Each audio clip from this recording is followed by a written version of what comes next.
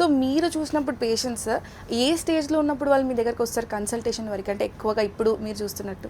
అలా డెఫినేషన్ లేదు, but definitely ఒక పర్సన్కి క్వాలిటీ ఆఫ్ లైఫ్ ఎఫెక్ట్ అయితే వాళ్ళు వస్తారు అనుకోండి. సోషల్ ఎంబారెస్మెంట్ అవుతుంది, ఒక మ్యారేజ్ ఫంక్షన్లో వెళ్ళారు, ఆ మ్యారేజ్ ఫంక్షన్లో 3 hours ఫంక్షన్లో 3 times బాత్రూమ్ వెళ్ళారు అనుకోండి. సో కొంచెం సోషల్ ఎంబారెస్మెంట్ అవుతుంది. ఒక మీటింగ్లో ఉన్నారు అనుకోండి, ఆ మీటింగ్ మధ్యలో యూరిన్ పాస్ చేసుకోవడానికి 2-3 times వెళ్తున్నారు. సో అక్కడ కూడా ఒక ఎంబారెస్మెంట్ అవుతుంది, స్లీప్ డిస్టర్బెన్స్ అవుతుంది, so quality of life effect అవుతుంది. సో అట్లాంటివి ఉంటేనే యూజువలీ డాక్టర్ కన్సల్టేషన్ తీసుకుంటారు. We have a score. ఈ సిమ్టమ్స్ నేను చెప్తున్నాను కదా, ఈ సిమ్టమ్స్కి మేము స్కేల్ చేయొచ్చు. ఓకే, ఎంత సిమ్టమ్స్ ఉన్నాయి, ఎంత సివియర్ ఉంది.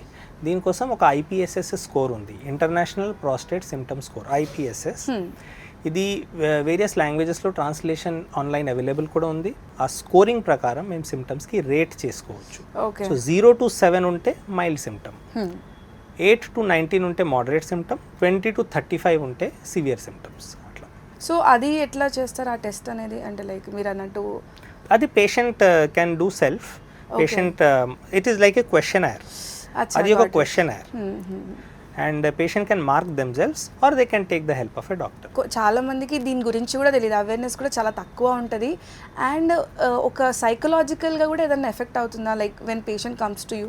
Yeah, definitely it affects quality of life, it affects sleep, and patient feel patient చాలా embarrassed feel చేస్తారు even to disclose their symptoms. And also there is one more end to it, because urinary symptom తో పాటు they sometimes even have sexual problems also. So they don't always feel free to share their problem.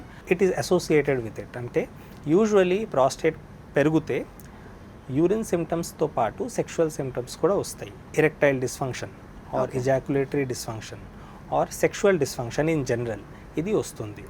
It is a age related problem only, but both are associated, prostate issue and sexual issue.